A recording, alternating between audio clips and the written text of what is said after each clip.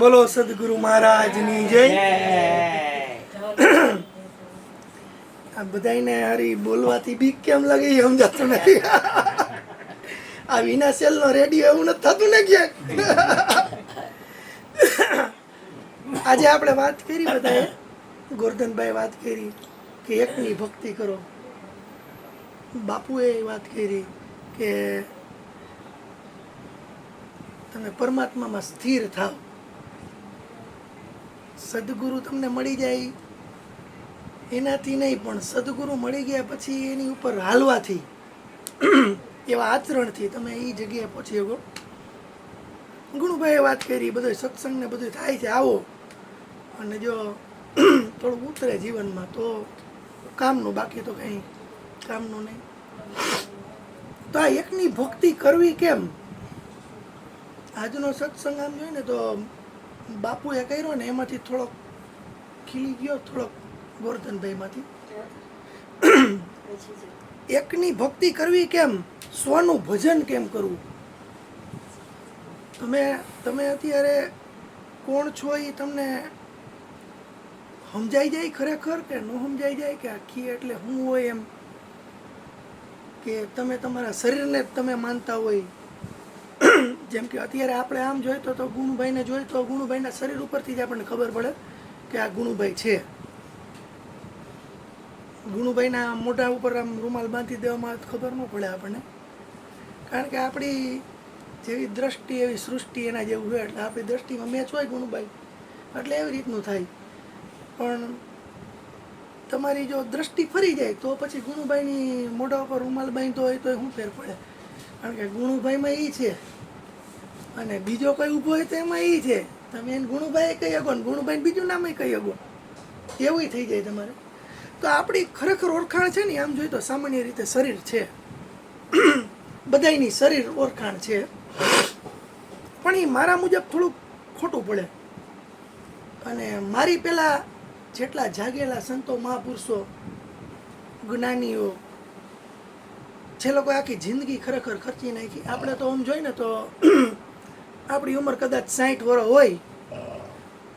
અત્યારે મારી જ વાત કરું, મારી ઉંમર 40 વર્ષ છે, તો 40 વર્ષની અંદર એને ભાંગા 3 કરવાના. અત્યારે આપણે 15 તારીખ 45 લેખે ગણી તો 15 વર્ષ હું સૂતો હોઈશ. 15 વર્ષ મેં કામકાજ કર્યું હોય છે, શરીર નિર્માણ ને મારા પરિવાર માટે.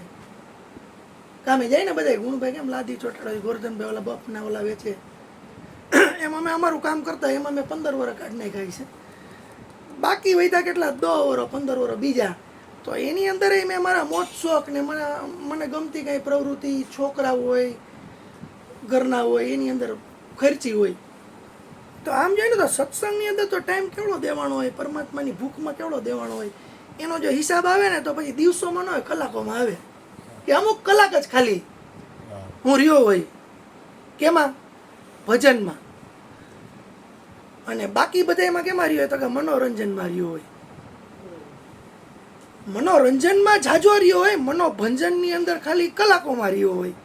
તો આ સંતો મહાપુરુષો રહ્યા ને એનું જીવન રહ્યું ને, આમ જોઈને આપણે તો મારું હુવામાં અને કામ કરવામાં જેટલું ગયું હોય ને એટલું એનું ભજનમાં ગયું હોય, અને મારું ભજનમાં જેટલું ગયું એટલું એનું હુવામાં ગયું હોય, ઓપોઝિટ થઈ જાય સીધું. તો એવા લોકોએ એના અભ્યાસ દ્વારા, એના જીવનના અનુભવ દ્વારા, એને એની સ્મૃતિ દ્વારા, એને એનું અંદરનો એક ભાવ દ્વારા, એને આપણે કેમ બજાર જોઈને ધંધો સમજી જાય એમ એ લોકો રહ્યા ને, એ આ બધી આખી બાજી જોઈને પરમાત્માને સમજી જાય. એવી રીતના એ લોકોએ એક સાર કાઢ્યો અને એને એમ કીધું કે શરીર તું નથી, શરીર છે ને એ તું નથી. અને એ અમુક મેં તર્ક લગાડ્યા ને તો એનાથી સાચવી પડે છે. કઈ રીતના? આપણને ભૂખ લાગે અત્યારે, તો આપણે ઘરે જઈને આપણી ઘરવાળીને કે આપણા મમ્મીને કહી કે મારે જમવું હોય, મને ભૂખ લાગી છે. પણ એ ખોટું છે. કઈ રીતના ખોટું છે? કે તમે એમ કહો છો કે મને ભૂખ લાગી છે, જો તમને ભૂખ લાગી હોય અને તમે જ ભૂખ હોય તમે જ સ્મરણ કરતા હોય, તમને જ જે ખબર પડતી હોય ભૂખની, તો તમે રહ્યા ને એ ભૂખ જ છો એક જાતની. તો ભૂખ કઈ રીતના કહે મને ભૂખ લાગી છે? તમારા શરીરને ભૂખ લાગી છે એમ એક અંદરથી એક અવાજ નીકળો. એ અવાજ રહ્યો ને જી એ અલગ છે. કારણ કે જો ભૂખને જ ભૂખ લાગે તો ભૂખ તો કઈ ન હોગે, શરીરને ભૂખ લાગે તો શરીર રહ્યો એ બોલી ન હોગે. કારણ કે બે વસ્તુ ભેગી હોય એ તો કઈ ન હોગે.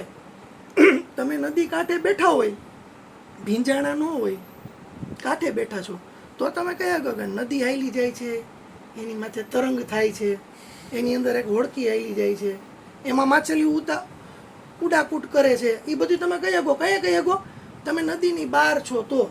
પણ તમે જ પાણી હોય તો તમે એ વસ્તુ જુદી પાડી શકશો?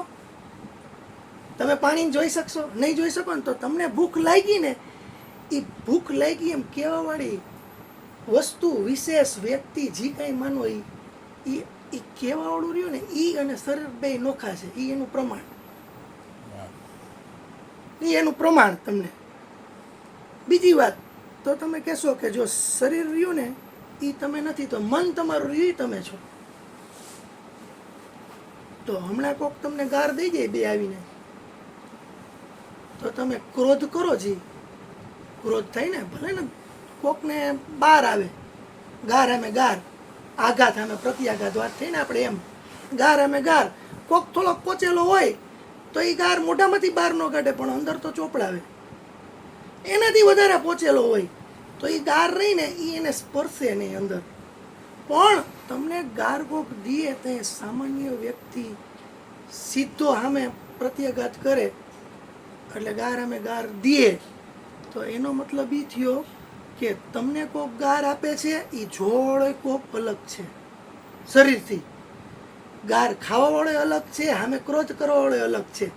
કારણ કે જો મન જ આ બધું કરતું હોય અને મન જ રહ્યું એ જ પરમાત્મા હોય, અથવા મન જ તમે હોય, તો મન રહ્યું એ ગારની અંદર હલવાઈ ન જાય. એને કેમ ખબર પડે કે આ ગાર દીધી મને કોકે? એનાથી અલગ રહે છે, એ અડતો નથી. એને ખબર છે આને દીધી, અને પછી અંદરથી પ્રતિક્રિયા થાય. આ બધી તો એ બધી પ્રતિક્રિયા થાય ને, એ ખરેખર શરીરનો સ્વભાવ છે. શરીરનો સ્વભાવ છે. હાઈલા જતા એને પગમાં કાંટો લાગે ને તો ઊભું રહી જવું, કાંટો કાઢવો, એ બધા શરીરના સ્વભાવમાં આવે. તો શરીરના સ્વભાવમાં ભૂખ લાગવી આવે, પણ ભૂખ લાગી કહેવાવાળો અલગ, ભૂખ નહીં. એમ ક્રોધ આવે તમને, તો મનની અંદરથી ક્રોધ આવે. સામેવાળા વ્યક્તિ એક સ્વિચિંગ કર્યું તમારી અંદર, એ સ્વિચિંગ રહ્યું ને એની અસર થઈ, એક મશીનરી કંઈક ચાલુ થઈ અંદર ગરમી પેદા કરવા માટે થઈને, અને પછી તમારે એનો પ્રતિભાવ તમે આપો. તો જો એ બધી વસ્તુ એક હોય તો એ છૂટી ન પડી શકે. છૂટી પાડે છે એટલે કે નદીની બહાર બેઠા બેઠા જોવાળો કોઈક અલગ છે, નદી અલગ છે, એમ શરીર અલગ છે, સ્મૃતિ અલગ છે. તમને જે કહેવાળો એને આમ આપણે જોઈએ ને તો ચૈતન્ય કહી શકીએ. ચૈતન્ય એટલે જ પરમાત્મા. પણ આ બધી વસ્તુ રહી ને એ આપણી અંદર એક ઘર કરી ગઈ છે. જેમ કેમ ગોરધનભાઈ કીધું કે અનેક કર્યું ને એની ભક્તિ ને અનેકની વાત રહી ને એ આપણને બહુ માનવી ગમે. કારણ કે આપણે તો ઓળખી છીએ તો શરીરથી જ એકબીજાને, શરીરમાં રહીને શરીરના સ્વભાવથી બધી વસ્તુ કરી છે અત્યારે. એટલે આપણે શું છે આટી ઘૂંટીમાં આવી જાય છે. તે તમારે સામે રસાકસી થાય, બોલાચાલી થાય, સુખ દુઃખ થાય. પણ સંતો મહાપુરુષોનો સ્વભાવ જે આનાથી પર છે ને, એમ કીધું ને મયુર બાપુએ. પછી એક બીજું બોલ્યા, ખબર છે? કબીર કબીર સબ કરે. 2 મિનિટ, આ એક પૂરો એ તો હજી થોડી હાલશે. 1 મિનિટ બાકી એટલે કબીર કબીર કબીર સબ કરે. બાપુએ કીધું ને, પછી એને એમ કીધું કે કબીર કો જાને ના કોઈ. અને 5 આ ભૂત રહ્યા ને જી, એટલે કે શરીરની 5 ઇન્દ્રિયો રહ્યા ને તમારી અત્યારે, આ ઇન્દ્રિયોની માથે જો તમારો કાબુ આવી જાય ને તો તમે પોતે કબીર.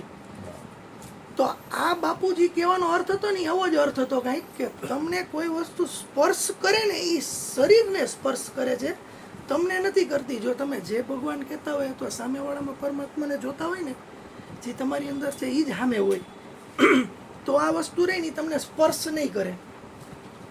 તો કે હવે બાપુએ તો કહી દીધું, બધાને સમજાઈ ગયું, બધાએ ગર્ત ગંગાની અંદર નાહી લીધું, પણ આમાં ભીનું તો કોઈ થયું એવું મને નથી લાગતું અત્યારે.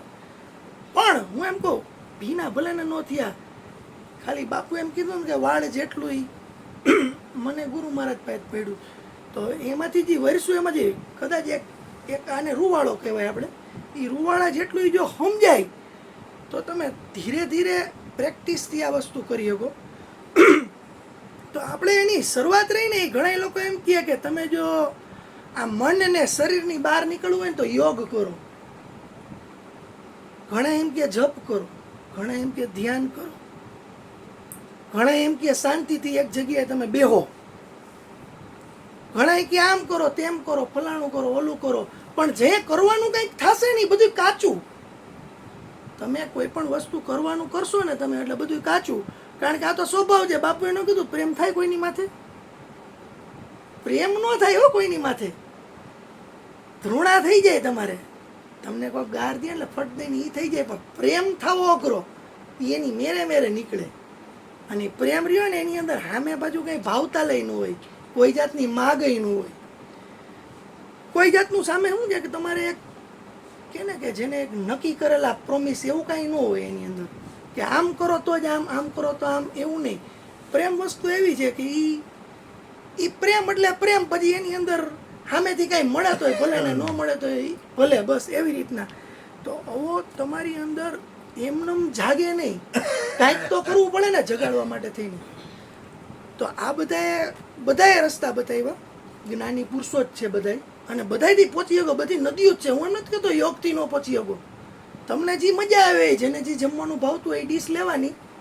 આપણે તો અહીં લગ્ન પ્રસંગમાં બધું જમવાનું રાખ્યું છે. પંજાબી ભાવે પંજાબી લેજો, જેને સાઉથનું ભાવે એ સાઉથ લ્યો, ગુજરાતી ભાવે એ ગુજરાતી લ્યો, મરાઠી ભાવે મરાઠી લ્યો. બધાના નામ લે તો બહુ જાજુ થઈ જાય, પણ જે મજા આવે. એટલે મારો કહેવાનો મતલબ એ છે કે મારા શબ્દ મુખમાંથી નીકળે છે ને એ તમારા હૃદયની ડિક્શનરી, તમારી અંદર ભૂતકાળની એક ડિક્શનરી આખી હશે સ્ટોર થયેલી. એ ડિક્શનરી અને એ લાઇબ્રેરીમાં મેચ જો થઈ જાય મારું વાક્ય, તો એ વાક્યને તમે તમારી ભેગું મેચ કરજો એમ. કારણ કે એ તમારો ભાવતો ખોરાક થઈ ગયો ને, આમ જોઈએ તો ભાવતો ખોરાક થઈ ગયો.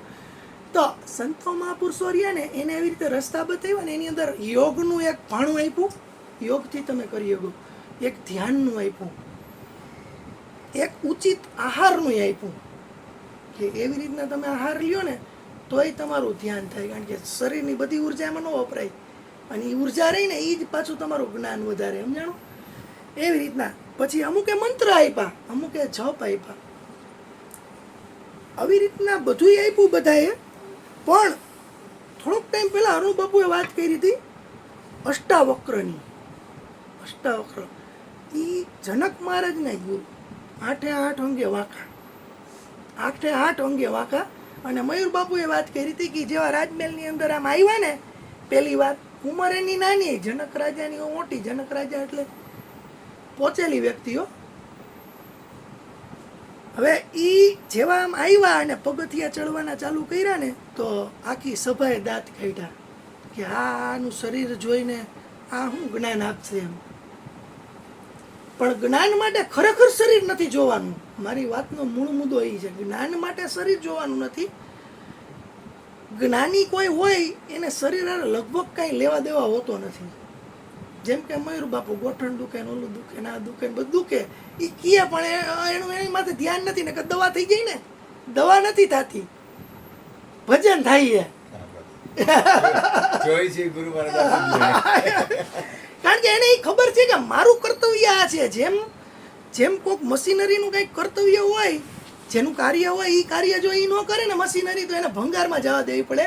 એમ બાપુને તો ખબર પડી ગઈ કે આ શરીરનું કાર્ય આ છે, એટલે બાપુ રહ્યા એ તો ગુરુ મહારાજ તો જાગેલા જ હોય ને, એને તો ખબર પડી જાય ને, એટલે એનું શરીર ઉપર હાવ ધ્યાન નથી. એટલે ઘણા જણા કે તમે બાપુ હાવ આમ કેમ આમ દવા નથી ખાતા, તો કે એ બધામાં અનિયમિત. પણ 40 વર્ષથી આ ભજન સત્સંગ ચાલુ દરરોજ, એમાં કોઈ દી ગેરહાજરી મારી નથી. દવા ન પીવી કેમ બાપા. ગુરુ પૂર્ણિમા થઈ ને તો કેટલો કેવડો છે કાંઈ ખબર નહીં. એમાં બાકી રહી ગયું ને તો બીજે દિવસે સવારે હજી થોડીક વાર ઉતો ને ત્યાં પાછા ઓલા આવી ગયા સુરતના અંદર. હા એમ એટલે તમે આમ જોઈએ તો શરીરનો પૂરો જ્યુસ કાઢો છો, મને તો એવું લાગે છે. પછી સાંભળતો ખરી તો એ પૂરું થયું ને ત્યાં કે હાલો ને કે બપોરનો થાક હો જયેશભાઈ કેવડો થાક 5 વાગે એટલે મને કે હવે બજારમાં બધી વસ્તુ ઉપદેશની લેવા જવી પડશે અને મેં હાલો ઉપદેશની વસ્તુ લેવામાં મને હું કોઈ હરખું ન લે તો મને મજા ન આવે, વ્યવસ્થિત જોઈએ થોડુંક આમ વ્યવસ્થિત કહું તો મને મજા આવે. મેં હાલો આપણે બે સ્કૂટર તમને આવડે તો કે કે ગાડી લઈને જાય કે ગાડી લઈને ગયા ને હાથ ચાલીને માંડ હાલો બધી વસ્તુ લઈ આવ્યા. પછી ના આવ્યો મને કે આ તારા કપડાં તો જો કંકુ વાળા મેં હાલશે તો કે ના કે અમને નથી ગમતા. બોલો. મને કાંઈ વાંધો નથી તો કે ના આવ્યો તો થોડોક ફ્રેશ થયો.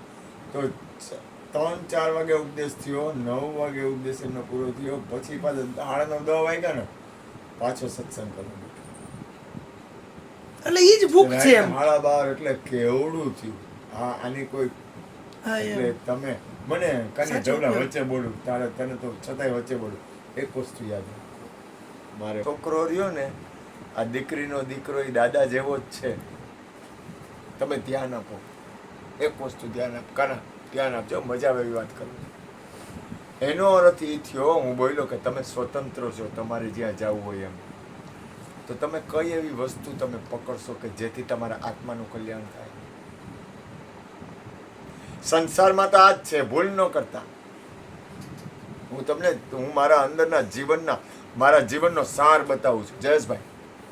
મારા જીવનનો જો આ વસ્તુ મને અનુકૂળ લાગે ત્યારે જ બોલું. મારા જીવનનો સાર બતાવું છું કે તમે એવી કઈ વસ્તુ પકડશો કે જેમાં તમારા આત્માનું કલ્યાણ થાય. તો મને ખબર પડી ગઈ સત્સંગ. કારણ કે તમારી જો વાસના કે વૃત્તિ સંસારમાં રહે તો તમે સંસારમાં જ્યાં વૃત્તિ તમારી ગઈ ત્યાં પ્રગટ થાઓ. જો તમારી મનોવૃત્તિ અને તમારી સ્થિતિ સત્સંગમાં, ભજનમાં, કીર્તનમાં, ધ્યાનમાં, સ્મરણમાં જો તમારી વૃત્તિ વહી ગઈ ને તો તમારી જે છેલ્લી ગતિ છે ને એ તમારી જ્યાં વાસના છે ને ત્યાં જાઓ તો તમારી વૃત્તિ આત્મકલ્યાણમાં જો ગઈ ને તમે છેલ્લા આત્મકલ્યાણમાં જાઓ. બરાબર છે. હા વચ્ચે બોલ પછી બોલ 5-10 મિનિટ બોલ હા.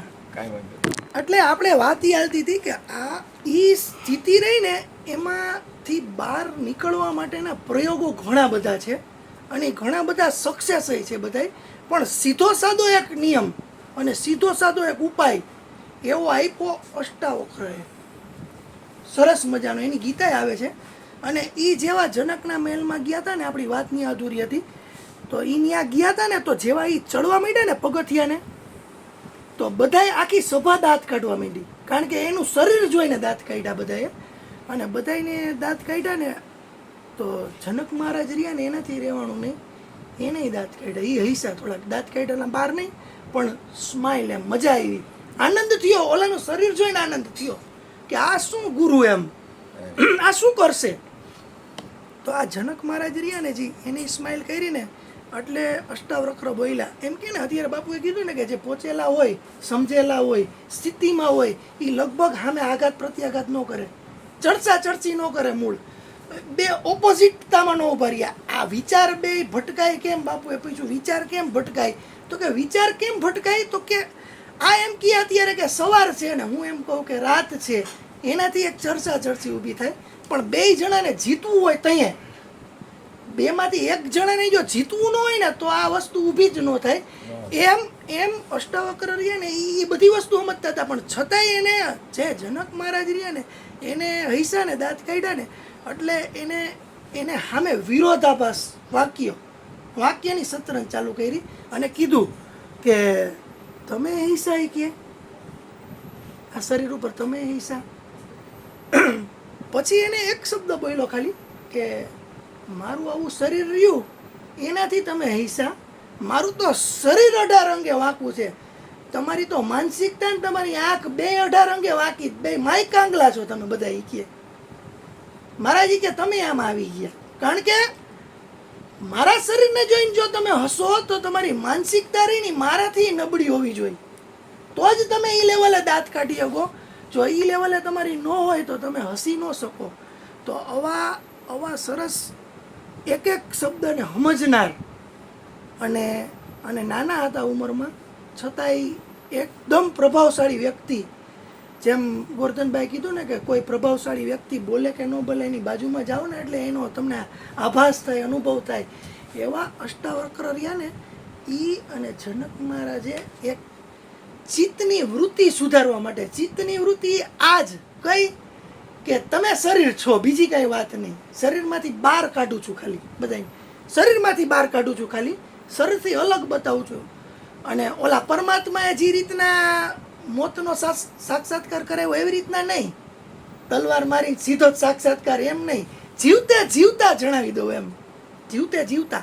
તો એ અષ્ટાવક્રએ એમ કીધું કે તમે કોઈ પણ વસ્તુનો જવાબ આપશો, કોઈ પણ વાતનો જવાબ આપશો, કોઈ પણ વ્યક્તિ વિશેષને જો જવાબ આપશો તો એ એક પ્રતિકાર જ છે સામે. તો જે તમે કોઈ પણ તમારી માનસિકતા અંદર બંધાયેલી રહી એની સામે લડવાનો પ્રયત્ન કરશો, જેમ કે ક્રોધ આવે તો ક્રોધની સામે લડશો તમે, અથવા ક્રોધને દબાવશો તો એ દમન જ છે એક જાતનું. ઓલા બહારથી દબાવે તમને, સામે કોઈક બળિયો વ્યક્તિ આવી જાય ને, જેમ કે અત્યારે કેમ આપણે ક્રોધ ચડે, કેની માથે ચડે? રિક્ષાવાળા માથે ચડે, રેકડીવાળા માથે ચડે, નાના આપણા છોકરાઓ એની માથે ચડે, આપણા માણસો માથે ચડે. પણ સામે કોઈક ઇન્સ્પેક્ટર ઊભો હોય તો નહીં ચડે, સામે કોઈક પ્રતિષ્ઠિત વ્યક્તિ ઊભો હોય તો આપણને ક્રોધ જરી કંઈ નહીં ચડે. તો સામેવાળો વ્યક્તિ આપણને ઇનડાયરેક્ટ રીતે ક્રોધને રોકે છે, જ્યારે આપણે અંદર ક્રોધને રોકીને તો એ જ વાત થઈ. તો અષ્ટાવક્રએ એમ કીધું કે તમે કોઈ પણ વસ્તુને રોકવાની કોઈ ક્રિયા કરતા નહીં. તમારી અંદર કોઈ પણ વિચાર આવે, કોઈ પણ તમારી અંદર વાતાવરણ બને, તમારી અંદર કોઈ પ્રતિક્રિયા થાય તો જેમ થાય છે એમ જુઓ, તમે દ્રષ્ટા થઈ જાઓ, તમે દ્રષ્ટા થઈ જાઓ, તમે સાક્ષી થઈ જાઓ. નદીનું ઉદાહરણ આપ્યું ને, એમાં એ સાક્ષી જ હતો, બાજુમાં બેઠો તો એ.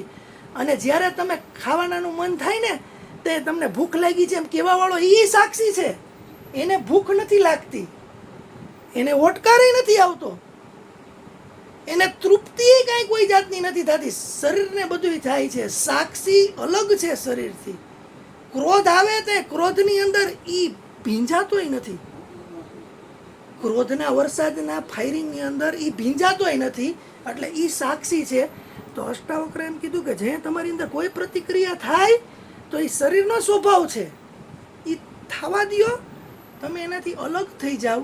જેવા તમે અલગ થઈને એની માથે જોશો ને, એટલે એ ક્રોધ રહ્યો ને જી તમારી અંદર ઊભો થયો હોય ક્રોધ, કે તમારી અંદર કોઈ પણ જાતનો કોઈની પ્રત્યે દ્વેષ થાય, કોઈની પ્રત્યે ધૃણા થાય, કોઈની પ્રત્યે આકર્ષણ થાય, કોઈની પ્રત્યે આસક્તિ જાગે, તમને કોઈ પણ વસ્તુ થાય, આનંદ થાય, હું તો કહું પ્રેમય થાય, તોય તમે જુઓ અલગ જ થઈને જુઓ તમે.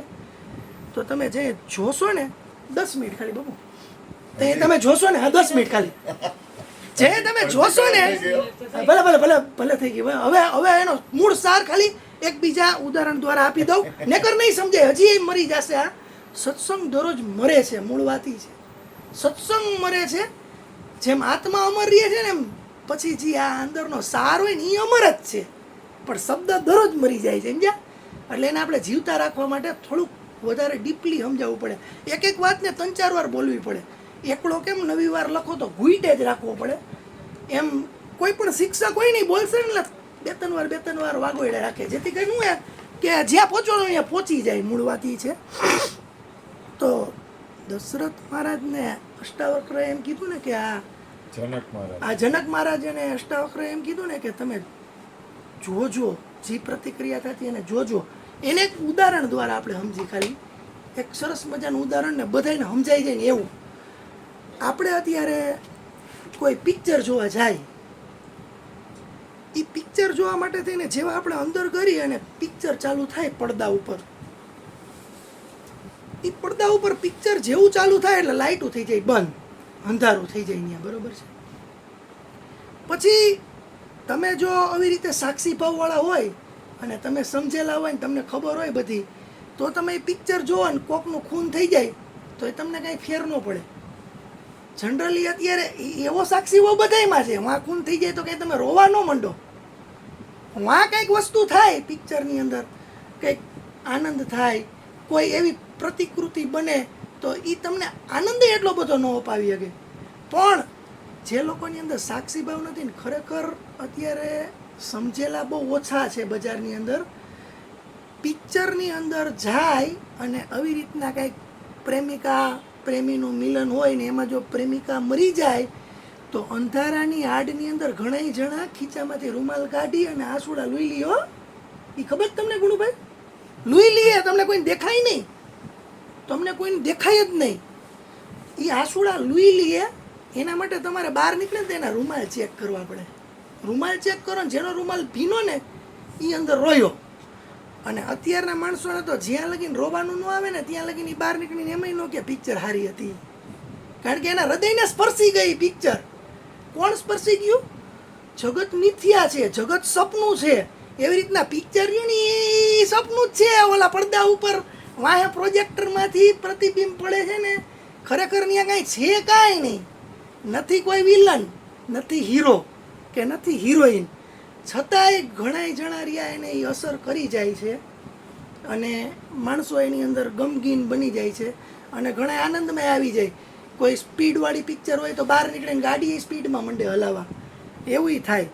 તો આવું બધું જે થાય ને તે અષ્ટાવક્ર રહ્યા ને એમ કહે છે કે તમે ઊભા થઈને ઓલો પડદો તોડવા ન જતા. તમારી ઓલી પિક્ચરની હિરોઈન મરી જાય તો તમને ફૂલ ઓલું થઈ જાય ને, ક્રોધ ચડે. કેની માથે ચડે? વિલન માથે ચડે. તો એ પડદો તોડવાય ન જતા. અષ્ટાવક્ર એમ કહે છે કે પડદો તોડવાય ન જતા. અને એનાથી સમજવું હોય એમાં પ્રોજેક્ટરના કાચની અંદર ચાવી બાવી ભરાવાય ન જતા, કારણ કે એ પિક્ચર છે. એમ આ પિક્ચર છે. અત્યારે આપણે જે જીવી રહ્યા છીએ ને એ પિક્ચર છે, આ પડદો છે. આની અંદર એક બધું જો તો છે. એને તમારે સમજવું હોય તો જે તમારે અત્યારે આ અનંત સમુદ્ર રહ્યો છે એની અંદર ચેતના નામની હોડીની અંદર આપણે બેઠા છીએ.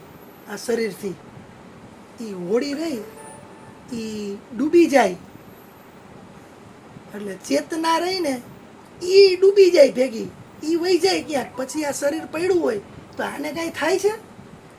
આને કાંઈ નથી થતું. એમ ઓલું પિક્ચર પતી જાય પેલા બહાર નીકળી બધા ઈ જ છે, મરી ગયેલા.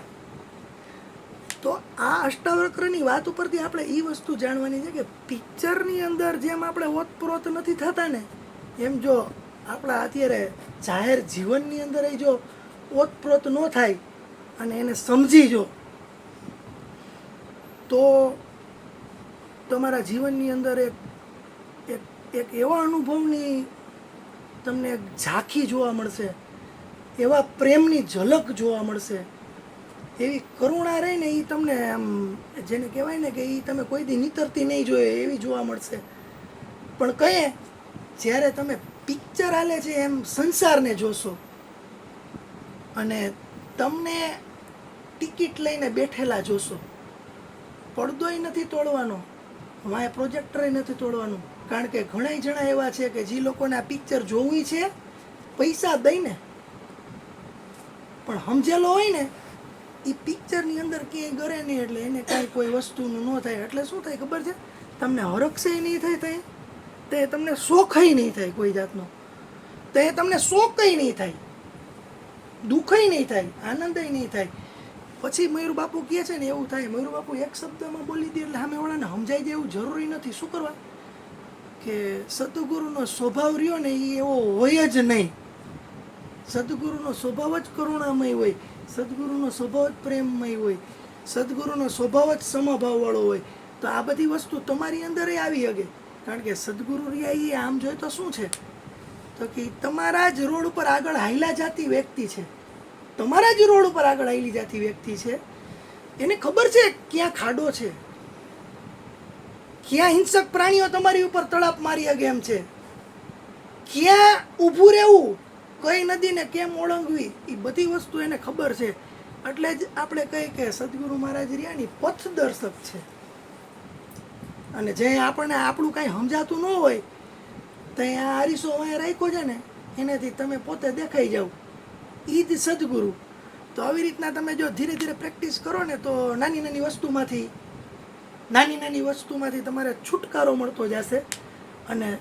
અને તમે જે છો ને એ આ શરીર નથી ને ત્યાંથી આની શરૂઆત થશે ભજનની. એટલે જ એક ઓલું પાંડભાઈનું ભજન રહ્યું ને એમાં એને કીધું કે ચિત્તની વૃત્તિ જેની નિર્મળ એવા સંતોને જ તમે વરજો. જેને મહારાજ થયા હોય મહેરબાન. એ એવાને જ તમે વરજો. એટલે ચિત્તની વૃત્તિ નિર્મળ એટલે શું થઈ ગયું ખબર છે? ચિત્ત રહ્યું ને જે એની અંદર એકેય વસ્તુ સ્પર્શ નથી કરતી, એટલી નિર્મળ. એ એક વાક્યની અંદર આમ જોઈએ ને તો આખો ઉપદેશ આવી જાય. તો બસ એ સ્ટેજે પહોંચવા માટેની અમારી નાનકડી વાત હતી. હજી મારી પાસે ઘણી બધી વાત છે, પણ અત્યારે હવે નથી કરવી, પછી આપણે નેક્સ્ટ ટાઈમ કરશી. બોલો સદગુરુ મહારાજની જય. તું એક ભજન ગા.